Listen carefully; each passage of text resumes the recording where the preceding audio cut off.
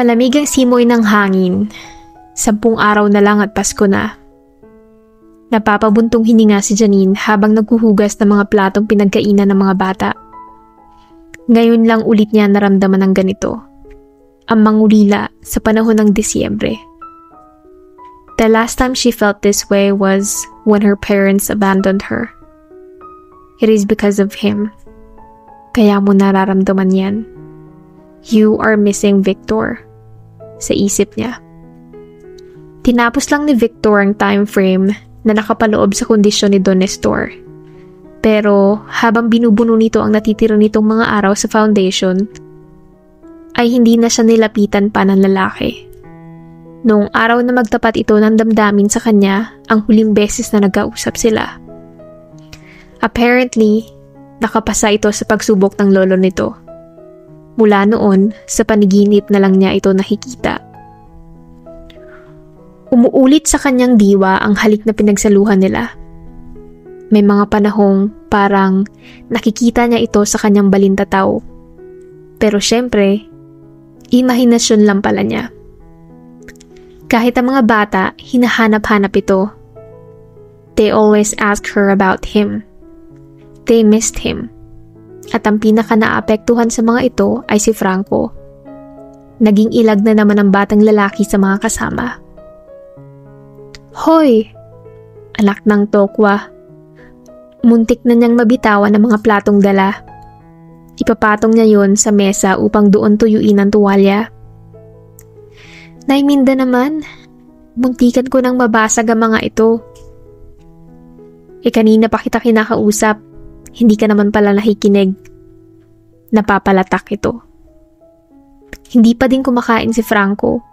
Wala daw siyang gana. Mula nang umalis si Victor, ay hindi na kumakain na maayos ang batang yun. Tawagan mo kaya si Victor kung pwedeng bumisita dito kahit paminsan-minsan lang. Suhestyon ni Nailuz. Gusto niyang mapaismid. Gawin pa kaya ni Victor yun? Gusto niyang maniwala na hindi totoo ang sinasabi nito noon na naging mahalaga na rito ang foundation, ang pagtulong. Kung gayon sana, dapat matagal na itong pumunta, kahit walang imbitasyon galing sa kanya, kahit alang-alang man lang sa mga bata. Wala na itong dahilan para pumunta pa sa Santa Elena dahil naibigay na nito ang pamamahala sa Delgado Group of Companies. At sa huling pag-uusap nila, nasaktan siya nito ng sobra-sobra. Tanggapin man niya o hindi, may kasalanan siya sa reaksyon ng lalaki. Kung naghiwalay silang maayos man lang na magkaibigan, naniniwala siya na dadalawin nito ang mga batang naiwan sa foundation. Pero, nasaktan din ako pagtatanggol niya sa sarili.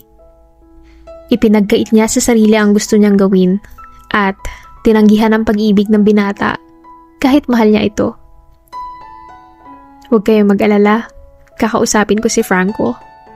Saad niya. Mabuti pa ako na magtutuloy ng ginagawa mo. Inagaw na ni Nanay Luz ang tuwalyang hawak niya at kinuha naman ni Nanay Minda ang ilan pang platong nalinis na. Nanlaki ang mga mata niya ng pagliko niya patungo sa tulugan ng mga batang lalaki ay nakita niya si Victor nakausap si Franco. Nakuha na niya ang pansin ng mga ito. Nice to see you again, Janine. Parang noon lang ulit totoong tumibok ang kanyang puso. Naging mabagal ang oras. Victor was there.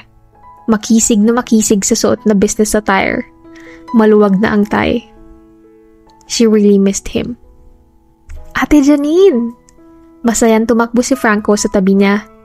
Tingnan mo, may pasalubong sa akin si Kuya Victor. May ibinigay din siya sa iba pang mga bata, ate. Itinuon niya ang tingin kay Franco at pinilit ngumiti dito. Sabi sa akin ni Nanay Minda na hindi ka pa daw kumakain. Pwede bang pumunta ka muna sa kitchen? Pero maglalaro pa kami ni Kuya, tanggi ng bata. Kumain ka na muna, Franco. Mamaya pa naman ako aalis. Siguradong nandito pa ako pagkatapos mong kumain. Wika ni Victor. Tumango ang bata at tumakbo na patungo sa direksyon ng kusina. Tuluyan na silang naiwang dalawa. Namayani ang katahimikan. Sinusubukan pa rin niyang pakalmahin ang sistema. Kamusta ka? It's been months since I last saw you. Parang walang nagbago sa lugar na to. He observed their surroundings. Parang may mainit na kamay na bumalot sa puso ni Janine nang kausapin siya nito. Naligaw ka yata. Masama ba? Gusto ko lang namang makita ang mga bata and what? Lumamlam ang mga mata nito. You. I wanted to see you. Saad ng lalaki. Daig pa ng kahit anong pick-up line ang sinabi nito. Na-caught off guard siya roon. She cleared her throat. Hindi ipinahalata ang kilig. Nakita mo na ako. I guess, dapat na akong bumalik sa kwarto. You're welcome to join Franco in the kitchen. Sigurado akong matutuwa ang mga single ladies doon na makita ka. Baka hindi ka pa kumakain. Litanya niya. Nang humakbang siya para tumalikod ay hinagip ni Victor ang kanyang braso. Sandali lang. May gusto kong i-discuss sa'yo. It's about Franco. Can we go to your office? What about him? She braced herself. Nagpauna na siya papasok sa opisina niya. Magkaharap silang naupo sa dalawang silya sa harap ng desk na naroon. Gusto ko siyang ampunin. Ano ba ang dapat kong gawin? Ang nakikita ko lang na problema sa case mo ay wala kang asawa. Mas pabor kasi ang mga namamahala sa home na to na ipagkatiwala ang mga bata sa mga totoong magulang na. I hope you understand. Pero hindi ka naman siguro nila pahihirapan. After all, isa ang lolo mo sa pinakamalaki ang contribution sa foundation. At hindi nila maitatanggi na kaya mo siyang pag-aralin, alagaan. Kaya ko rin patunayan yun, if it would help. Suhestyon ni Janine. Oo, sisikapin ko maging mabuting ama sa kanya. Kaso nga, hindi lang ama ang kailangan niya.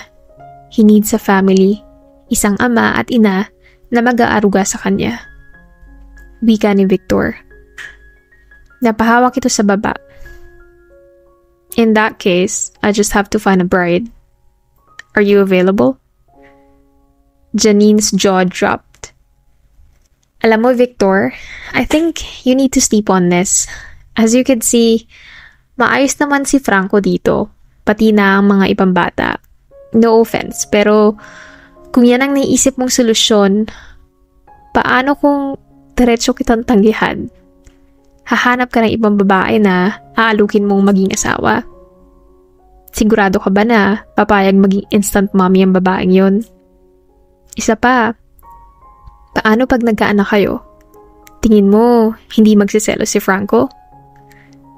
Kilala mo siya, ang ugali niya. Wika ni Janine. Okay. I want you to be my bride, my wife. More than I want to adopt Franco. Ikaw talaga ang gusto ko. Kahit ilang beses ko pang ilingon sa iba ang tingin ko, ikaw pa rin ang hinahanap-hanap ko. Pero, imposible yata ang gusto ko dahil magkaiba ang nadarama natin. Malungkot na si Victor. Nasasaktan siya habang nakikita ang pagkabigo sa mukha ng kaharap. Nasa mga mata ni Victor ang hapdi na siya ang may gawa. Nais niyang tumayo at lapitan ito. Gustong-gusto niya itong yakapin, damhin ang katawan nito. Nga pala, salamat sa pagbisita mo. Sabi na lang niya. Pero sana sa susunod, hindi na ganitong oras. Nasabi mo na ba kay Franco na balak mo siyang ampunin? Umiling ito. Kung talagang desidido ka dyan, payo ko lang na wala ka munang babanggitin sa kanya hanggat di pa aprobado ang lahat. Tumayo na siya at inaya na itong lumabas ng opisina. Puntahan mo na si Nanay Minda at Nanay Luz sa kusina. Siguradong naroon na rin si Nanay Teresa. Palagay ko, hinihintay ka nila. Nakangiti niyang sabi habang naglalakad sila. I miss you, Janine. Saad nito. I miss you too, Victor. Kung alam mo lang, sambit niya sa sarili. Paano? Doon ang kwarto ko. Ikiniling niya ang direksyon sa isang building sa di kalayuan. Nabigla siya nang yakapin siya ni Victor. Dumaloy ang kuryente sa kanyang katawan. Tila, pati ito ay nagulat sa nagawa. I'm sorry. Saad nito at pinakawalan siya. Masaya lang talaga ako. I understand. Tipid na sabi niya at malungkot nang umiti rito. Lagi siya nakatingin sa gate. Iniisip na baka sakaling dumating si Victor. Ate Janine! Nakalapit na pala ang mga bata sa table nito. May seatwork ang mga ito habang nakaupo siya sa unahan. Bakit, Franco? Tapos ka na ba? Ano po? Kailan po ba pupunta dito si Kuya Victor? Nag-promise po kasi siya na pupunta, di ba? Pinilit niyang ngumiti sa bata. Nag-iisip kung paano sasabihin na maayos dito na maaaring busy ang lalaki. Kasalanan itong lahat ni Victor. Hindi ito dapat nangako o hindi naman kayang tuparin. Kasi sabi sa akin ng Kuya Vic mo, dumilim ang pintuan ng masanggahan yun at pinunuyo ng katawan ng lalaki pinag-uusapan nila. May hawak itong malaking pulang bag, parang bag ni Santa Claus. Ho, ho, ho, ho! Merry Christmas! Panggagaya pa nito. Naghiyawan ng mga bata sa sobrang tuwa at sinugod si Victor. Speechless si Janine. Nagtama ang kanilang mga mata saglit at saka lang niya pinakawalan ang pinipigil na hininga.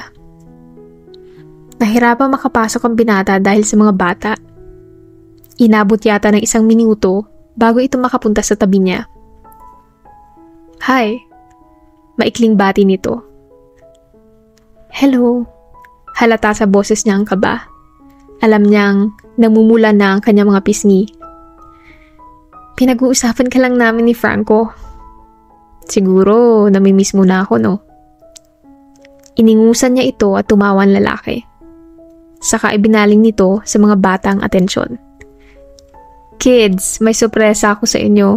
Pero dapat pumila muna kayo. Ginawa naman yun ng mga bata. Tumingin si Victor sa kanya. Miss Fuente, can you help me to distribute the gifts? It's my pleasure, Mr. Delgado.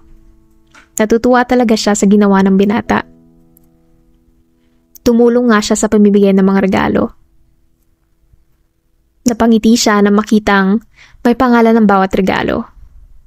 Ibig sabihin, pinag-isipan nito talaga kung ano ang ibibigay sa bawat bata. Her heart was filled with warmth. Nakikita niya kung gaano ito ka-sweet. At parang gusto niyang mapaiyak pag niyayakap o hinahalikan at ngingitaan siya ng bawat batang nabibigyan ng regalo. Hindi lang dyan natatapos ang sorpresa ko. Magbihis kayong lahat. Pupunta tayo sa isang lugar na alam kong magugustuhan nyo. Nagsigawan ang mga ito. Masayang masaya sa naririnig. Hindi na nagtanong ang mga bata. Nagtakbuhan na palabas ng salid. Naiwan lang silang dalawa. Saka lang siya nagkaroon ng pagkakataong makausap ito. Thank you, Victor. Akala ko, advance gift mo na yung dala mo sa kanila nung nakaraan. Sobra-sobra naman yata. It is not enough, Janine. Pabigyan mo na ako. Pasko naman. It was actually the 26th of December. Gusto ko lang na mapasaya sila. Minsan lang naman to. Well, he was right. Kaya mo bang bantayan silang lahat? Sino naman ang nagsabing ako lang ang magpapantay sa kanila? Siyempre, kasama kayong lahat. Kasama ako? Ikaw, si Nanay Teresa, Nay Luz, Nay Minda at mga volunteers mo dito. Magbibihis ka pa ba? You look good enough to me. Nakangiti itong komento. Bago pa siya nakasagot, naroon na ang mga bata at halos lahat ng staff sa home. Handang-handa na mga itong umalis. Shall we? Aya ni Victor. Tumango na si Janine at nakita niya ang dalawang sasakyang naghihintay sa kanila sa labas. Hindi niya alam kung sinadya pero magkasunod ang pwesto nila ni Victor sa coaster sa bandang hulihan. Nasa likuran niya ang binata. Malapit sa bintana ang pwesto niya. Nag-convoy ang dalawang sasakyan. Pagkatapos ng 2 oras, narating nila ang kanilang destinasyon. Kanya-kanyang babaan na ang mga kasamahan. Habang siya, nakaupo pa rin. Nagulat siya nang namalayang nakatayo na si Victor sa kanyang tabi at nakalahad ang kamay nito sa kanya. Hindi ka pa ba tatayo? Nasa labas na sila. She was staring at the hand he'd extended. Nagdadalawang isip kung aabutin ba niya. Just this once. Nagpasya siyang kalimutan muna ang pader sa pagitan nilang dalawa na siya mismo ang nagtayo. Dahan-dahan niyang hinawakan ang kamay nito. Walang imik pareho na lumabas sila ng coaster. They were at an amusement park. And seemingly, Victor rented the whole place. Tila nahulaan ito ang nasa isip niya at ngumisi ito.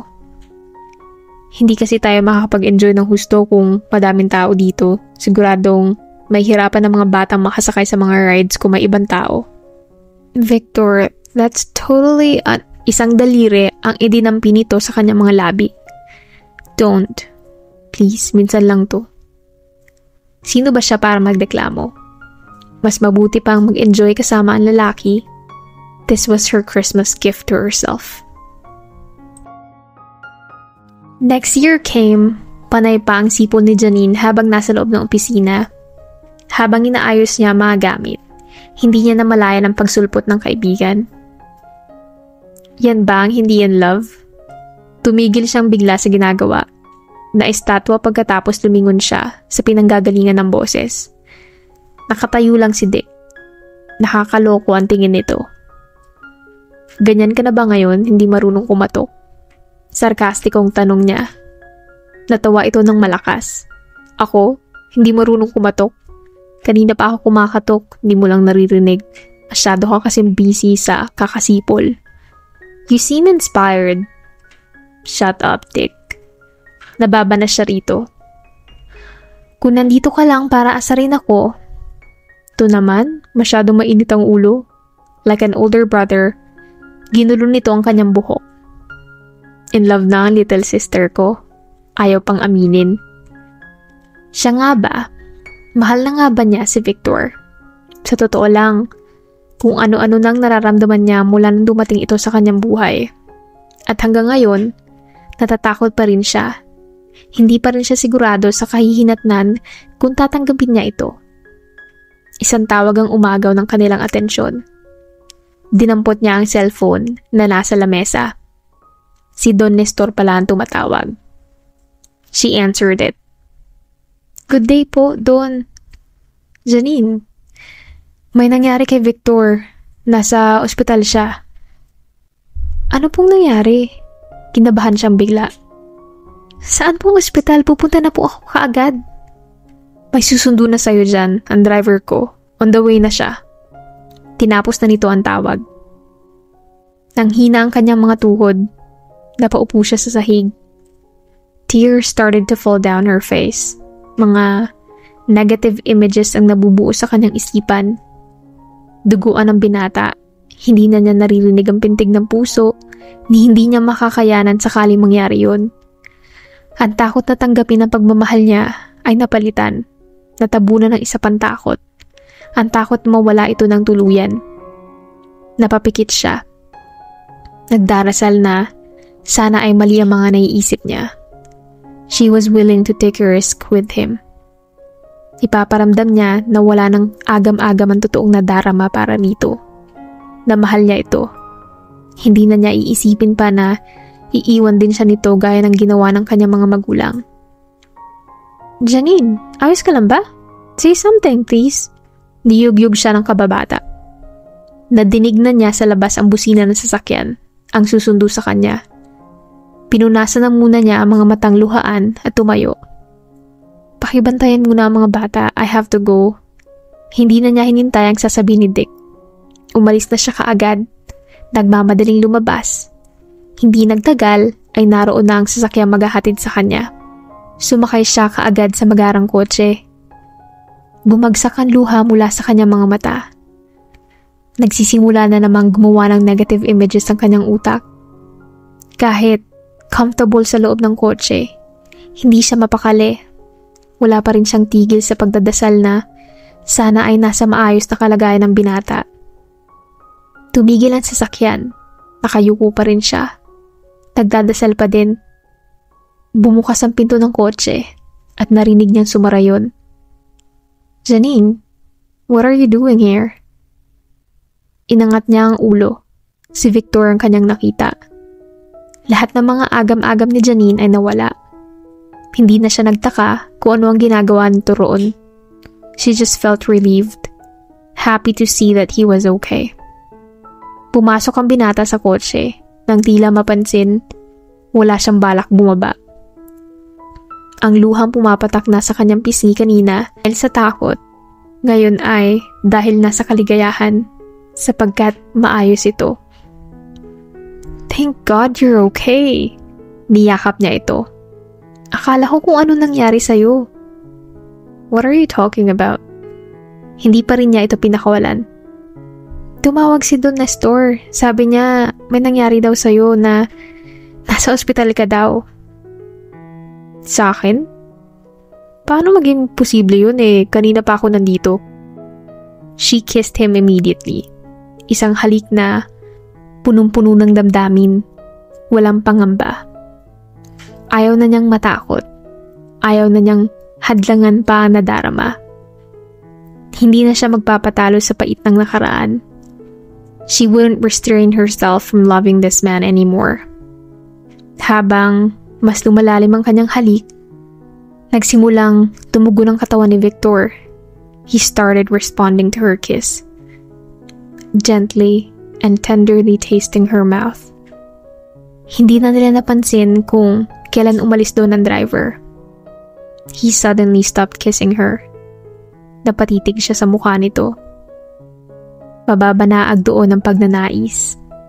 Ang pangangailangang nararamdaman din niya. Nandito ka na rin lang sa bahay ko. Buti pa ay tumuloy ka na. Nakangiting sabi ni Victor. Binuksan nito ang pinto ng sasakyan at inalalayan siya sa pagbaba. Narkon sila sa tapat ng isang magandang bahay. Nagtama ang kanilang mga mata at tila nagtatanong ang tingin ng binata. Lagi na lamang nang itong nire-reject. Ngunit ngayon ay handa na siya. Napasinghap siya nang bigla siyang buhatin nito. Parang ginagawa ng bagong kasal na lalaki sa asawa nito. Ibinaba siya ni Victor sa isang kamang malambot. Nasa silid na pala sila ng lalaki. I don't wanna do this kung hindi bukal sa puso mo. You can go while I'm still able to let you. Saad ni Victor. I want this. Kahit anong pilit kong lumayo, mas tumitindi lang ang kagustuhan kong papalapit sa'yo. Sagot ng dalaga. Are you sure? His voice was filled with desire. She kissed his earlobe and whispered, I am. I know what I'm saying. No more walls, Victor. Just you and me. Mainit na halikan naging tugon nito. He sucked her bottom lip. It was painful but pleasingly so. Ibang klaseng init ang naramdaman ni Janine.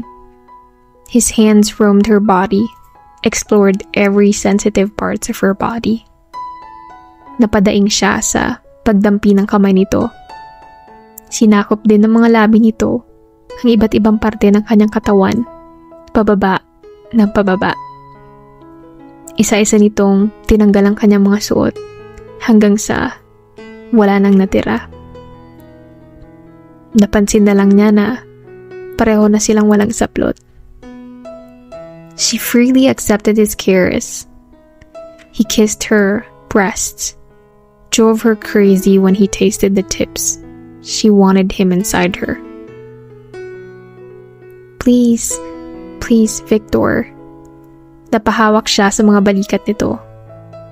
He positioned himself, kissing her as he entered her softness. His length filled her, made her complete, even it was a little painful. Sumasayaw sila sa tunog na sila lang dalawa ang nakakarinig. It felt good. It felt perfect. Janine heard herself calling his name. Pabilis ng pabilis ang kilos nito, hanggang sa tuluyan na nilang marating ang paraisong para sa kanila. Wala si Victor sa kanyang tabi nang magising siya. Napaupo si Janine sa kama. Wala sa paligid ang mga damit niya. Nakita niya ang polo ng lalaki. Yun na lang ang kanyang sinuot. May kumuha ng kanyang pansin. Sa bedside table ay may mga bulaklak na gawa sa papel. May nakita rin siyang card. Kinuha niya yon at binasa. I know you're scared, but I promise to always be here. Nahagip ng tingin niya ang isa pang bulaklak na nasa sahig sa tabi ng pinto. Naglakad siya palapit doon. Binuksan ang pinto at lumabas. May card sa sahig. The months away from you had been hell. I wanted to give you more time to get used to the idea of us, pero hindi ko na kayang pigilan ang sarili ko. I had to see you, kaya idinahilan ko si Franco. There were more paper flowers on the floor. Sinundan niya ang path na ginawa na yun. Nakarating siya sa sala. Nandoon ang binata. Nakahiga ito at natutulog sa sofa. May mga colored paper sa paligid nito. While she was resting in his room, he was here, ginagawa ang mga bulaklak. Lumapit siya. Umupo sa tabi nito. She planted a gentle kiss on the lips of the sleeping prince. Inimulat nito ang mga mata. Napangiti nang makita siya. Gising ka na pala. Thank you and sorry. Sukat doon ay napabangon ito. Bakit ka nagsusorry? Because I was scared. Naginduwag ako na aminin ng katotohanang mahal kita. Naduwag akong aminin kasi naisip kong matutulad lang tayo sa mga magulang ko. O kaya naman, iiwan mo ko gaya ng ginawa nila sa akin. I know, you don't have to apologize. Naguguluhan siyang napatingin dito. Paano mo naman nalaman? Dick explained everything. That's why I gave you time to think. Kaya ako lumayo at di nagpakita sa'yo ng ilang buwan. Binigyan lang kita ng panahon para tanggapin ang nararamdaman mo. Ibig sabihin, pakana mo lang lahat ang kahapon? When Don Nestor said, Hep, wala akong kinalaman dun. Si Lolo ang may pakana dun. Tumaas ang kanyang kilay. Nice to know, palagay ko. Kailangan ko nang umuwi. Baka hinahanap na nila ako sa home. Tumayo na siya pero mabilis siyang nahila ng lalaki at muling naiupo sa tabi nito. Niyakap siya ni Victor ng mahigpit. Matapos ang lahat, iiwan mo na lang ako ng basta-basta. Kailangan mo muna akong panagutan, sabi nito sa ibabaw ng balikat niya. She laughed. Pabiro niyang itinulak ang dibdib nito. Ewan ko sa'yo, ako ang babae dito. Ako nga ang dapat mong panagutan. Sure, kahit anong klaseng kasal, garden beach, kahit saan pang cathedral, I will marry you. And I will love you forever and ever, Janine. She kissed him and said, I love you. Makalipas ang isang buwang preparasyon, ikinasal ang dalawa sa isang beach wedding. Masayang masaya ang lahat, lalo ang mga bata. Wala na ako may hiling pa dahil akin ka na. Bulong ni Victor kay Janine. Mas masaya ako, Victor, kasi ikaw ang bumuo sa akin para makumpleto ako. You're my home. Pamilya ko matatawag kong akin. I love you, sweetheart. Wika ni Janine, sabay yakap sa asawa. Wakas.